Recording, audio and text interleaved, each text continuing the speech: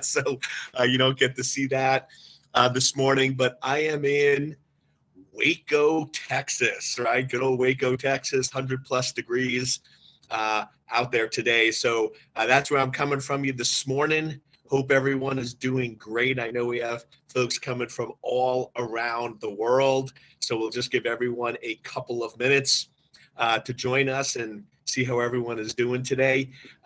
Always like to check in. How are you doing? Remember, we are always capable of doing more than we realize. Our minds are goal-achieving machines. They basically want to accomplish things and make us happy. The question is this: are you giving it enough things to do? Right? Do you give it enough targets? One thing I realize, if you say, I want to do X, it could take 3 or 4 months to do X because there is no deadline. You just keep putting it off and putting it off. But if you say it will get done by August 15th, then all of a sudden, guess what happens? It gets done by August 15th. It's a miracle, right? It's amazing how that works. When you have clear, defined targets and deadlines, you can do and accomplish a lot more than what you realize. Is most of them put that the average person uses single digit. So it's anywhere from 8-9% of their capacity. Imagine that. Imagine you are sitting on this super computer and 90% of it is running idle. 90% of it is still small, but 40% means that you're basically operating. Good morning, Alexi. Good morning. We got Europe in the house. All right, we got multiple countries. I sort of joke. I'm in Texas, if you didn't know the intro, so I'm coming from a different country too, right? Everyone of us jokes when you go to Texas, you're leaving the United States and entering the United Kingdom of Texas, right? Awesome. So welcome.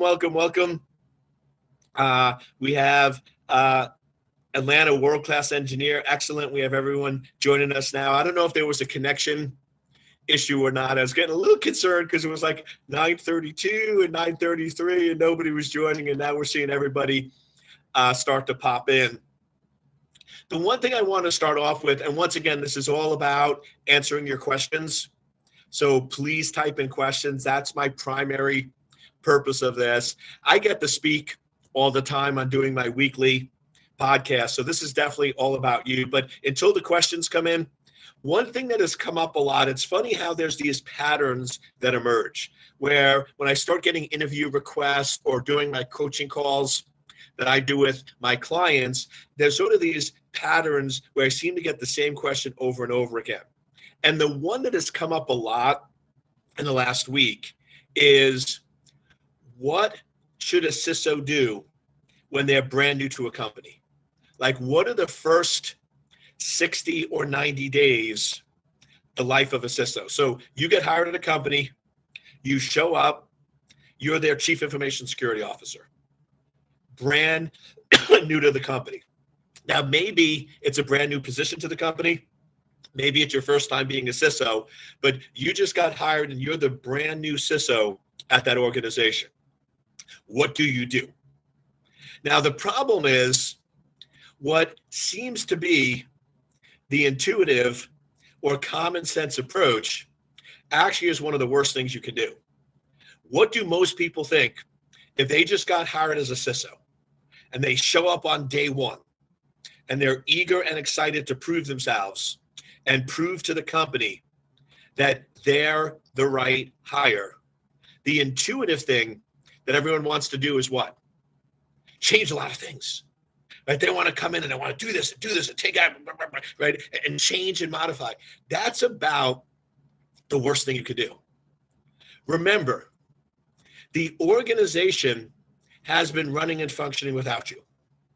Now, maybe not in the most secure way, maybe not with all the security measures needed, but they've been operating without you. So for you to come in without understanding the business, the organization, and you just start randomly changing everything, you're basically causing chaos, confusion, and isolating yourself from everyone in the organization, because your team is going to be like, we've been here for 3 or 4 years. We know this organization better. And this brand new CISO comes in. They don't even talk to me. They don't even want to understand what we've been doing. And without that background knowledge, you're going to start changing everything. And you're going to get that same thing from executives also. So I recommend when you're brand new, and this applies to anything, brand new engineer, but I'm focused on world-class CISOs. When you're brand new to an organization, what you should focus your first 45 to 60 days on, understanding the business. You should be meeting with all the executives, CEO, COO, CFO, vice president, direct. You need to spend time understanding the business, understanding what has been done, and then formulate a plan based on actual factual data about the organization. You should also be spending a lot of time with the security engineers and IT. Understand what's been done and why. You might have made a different decision in terms of technology or implementation, but that doesn't mean what they did was wrong. I see this all the time where somebody comes in, I don't like vendor X, I like vendor Y, you have vendor X, we're ripping out vendor X. Wait a second. That's very short-sighted. Maybe in this particular organization, the vendor you don't like actually is working very well. And did you ever think of what the disruption factor and cost is by just changing out a vendor because you don't happen to like them? So I just urge you that if you're becoming world-class CISO and you get that first CISO position, the first 45, 60 days, focus on not changing anything. Just understanding, putting together a plan of action, and then and only then can you start to take appropriate action. And it's one of those that when you step back and think about it, it makes sense. But most people want to join a company and prove themselves. And that is not going to be an effective way to build those bridges between the folks that you need to work with being a CISO. All right, so we have some questions. After watching your podcast today, I want to understand how to use cybersecurity as a business enabler. The quick and easiest way to answer that question is say yes, not no. What I mean by that is this. Most really good cybersecurity professionals focus on saying no. Can we do this? No, it's too big a vulnerability. It's too big an exposure. There's no way you could possibly do that. That puts the company in too big a risk. Most really good world-class security engineers are risk averse. Right? That's what makes them good at what they do. But what you have to remember is saying no causes two problems. One, it disables the business. You have somebody that's coming to you with a problem. We need to go in and better interact with our customers. We need to better provide data to our customers because our competitors are crushing us in this area, and we are losing business because we cannot provide the same level of service that our competitors do. And they come to you with this system that they want to roll out so they can be more competitive in the marketplace and stop losing customers. And what do you do as a security professional? You say no. Nope. I can't approve that. You know how sensitive our customer information is? Do you know how vulnerable that is? Do you know what risk that's going to put on our organization? Nope, we can't do that. You just disabled the business. What you're really saying is we are okay losing business to our competitors, and we are okay going out of business. You're completely out of connection with the organization. The organization must provide this data to their customers to be competitive because their competition is doing it. So you can either say no and disable the business, or you can say yes and come up with a creative way to do it. There's always options. There's always new ways of doing things. You just have to say, am I willing to get outside of my comfort zone? One of my favorite question is this: what am I not considering? What options are available that I might not be looking at? One of my favorite examples of this is during COVID, gyms shut down for 6 months. Gyms were shut down. You couldn't exercise. I mean, a lot of people got very unhealthy. And if you know me, I'm very big into exercise. I'm very big into working out. Most people had the option of, okay, I can't go to the gym. The gyms are closed down. So let's order some gym equipment. But if you've tried that route, they were all out of gym equipment, right? And nobody was working, so you couldn't get the gym equipment. So most people came up with the conclusion that, okay, I just can't exercise. I just won't be able to do heavy workouts for the next 6 months. I asked myself the question, what am I not considering? What options am I not considering in this scenario? And what I realized is there are gym owners who own gyms that have to pay rent that are completely vacant and empty. There's nobody in the gym. So essentially they're receiving no income and they're paying out for the rent. So I went to one of the local gym owners of a Gold's Gym and I said, listen, how much you paying rent? And they told me. I said, what if I cover the rent? Can I have access to your gym? And we actually worked it out where it was a loan, so I wasn't paying the full amount, and then they paid me back. So I had to lay out a little cash, but I had a 30,000 square foot professional gym available to me 24/7 during the 6 months of COVID. And I still worked out and exercised. All because I looked at the problem differently. I said, what option am I not considering here? And then I executed on that plan. So that's something when we say cybersecurity is a business enabler, say yes, and then step back and say, what option am I not considering? What are other ways to be able to look at this problem? Next question, do you think most organizations can compete with commercial security companies regards to monitoring, detection, given their lack of intelligence and the broader view of the threats? I think what that question is asking, and if I'm wrong, please just correct me. I think what you're saying there is it possible for organizations to actually run their own SOC, Security Operations Center, or is it better just to outsource to a third party?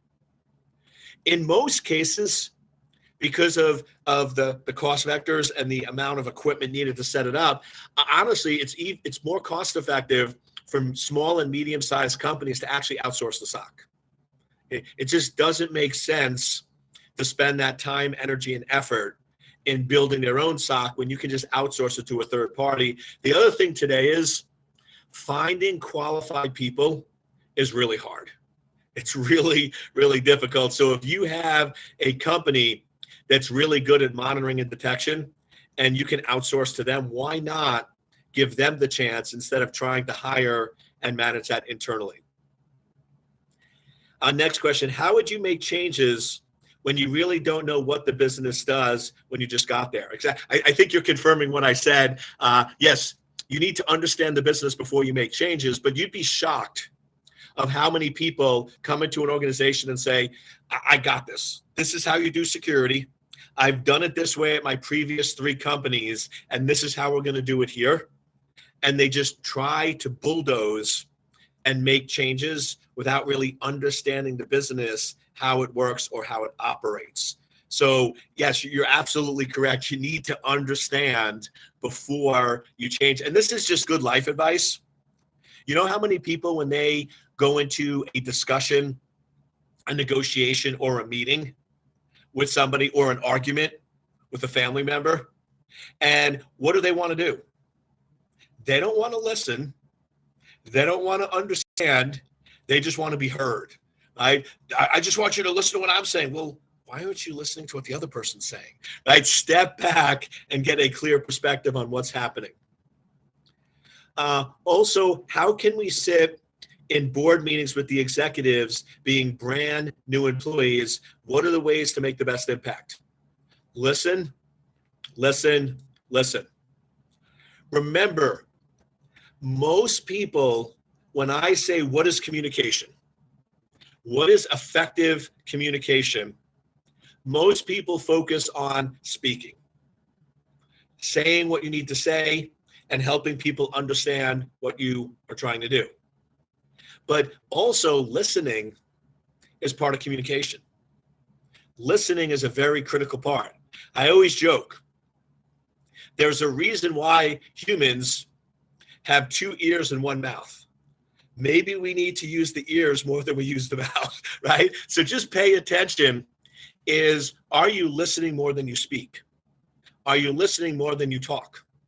Also, my general rule whenever I sit in board meetings, because remember, I do a lot of board presentations. I love doing it, but imagine the scenario. I'm basically coming into a meeting with people who have been on the board for this company for 2-3 years. I'm just giving a presentation once every quarter or once every year. In that scenario, they clearly know more than me. I am, maybe in cybersecurity I am, but in business, I am not the smartest person in the room. They are. So what I always do when I do board presentations, I always ask 3 questions before speaking. So that's another trick. If you're brand new, ask questions. Don't make assumptions. Don't start thinking like you're the smartest person in the room, because you're not. Ask questions and listen. And you would be amazed. That still can be impactful. I sit in board meetings. I listen intently. I maybe ask 2 or 3 questions, very, very specific questions to get people thinking a little differently. And most of the time, I have folks go, Eric, thank you for being there. You made such a I spoke for 45 minutes. And it seems a lot of current cybersecurity methods are not working with rising threats and increasing ransomware attacks. What, if anything, do you think we need to change in the industry? But I think it's a couple of things. First, I don't think we understand root cause. We don't really know when to say what is the root cause of this problem. Because if we did, we focused on that, I believe we would be making a positive impact. But often what we want to do is buy new. Now, don't get me wrong, if you work for a vendor, there is time and place for solutions. But I feel like these companies are all about, okay, how can we write more checks? How can we write more checks? So first, biggest problem you currently have. So they have all this technology, and this is the amount of people they need to run all the current tech. And this is the people they have. So there's alerts that are going on, notice systems or configured systems aren't up to date because they just don't have enough people. So what is their solution? Buy more tech. You're actually making the problem worse. So now instead of this, now you need this amount, but you still don't have enough people. Believe it or not, go and make sure this is the amount of alerts that are being ignored because you don't have enough folks. The technology is catching the attacks. We just don't have ransomware. What is the number one reason in emails? Now, emails are usually coming from entities that might not be valid, but that is the number one cause. If this is such a big problem, why are we still allowing attachments and embedded links in email? Do you know how easy it is to block that? Do you know how easy it is to not allow attachments or embedded links? And do you know there's many viable solutions for doing that? There's many ways for solving that. For example, if we'll just pick on FedEx, UPS, or Amazon, because that's a source of a lot of the spam where they say, hey, there's been a problem with your order. Please click on the link to be able to verify and validate the order. It looks legitimate. It's not. You get infected ransomware. What if we just download the legitimate, valid FedEx app or Amazon app on our phone, and we just get an alert that says, please check your Amazon account for important information about your order? Not any extra work, not any more difficult, yet it solves that problem. File transfers. There's many ways to transfer files without attaching them to email. But instead of us tackling the root cause problem, I hear companies all the time, oh, ransomware is such an issue. Great. Block attachments, block embedded links. Oh, we can't do that. Why not? Oh, Eric, do you know the impact that would have to the organization? Yes, I do. I do it for all my clients, small. You think it's a big problem, but it's really not. Every one of my clients that said, Eric, there's no possible way we can go in and block attachments and embedded links. When the pain got too much and they finally listened to me and we didn't allow it, it was almost zero impact to the business. We just want to make things bigger problems than they really are. And we want to keep putting Band-Aids on these issues instead of just fixing the root cause problem.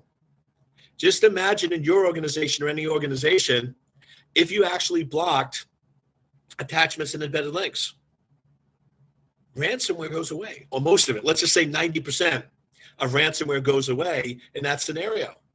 And do the real analysis. Don't tell me, oh, Eric, there's no way we could do that. Yes, there is. Remember, cybersecurity is a business enabler. What if you said yes? Trust me, the impact's not near as bad as most people think. We just like blowing things out of proportion. So fix the root cause problem.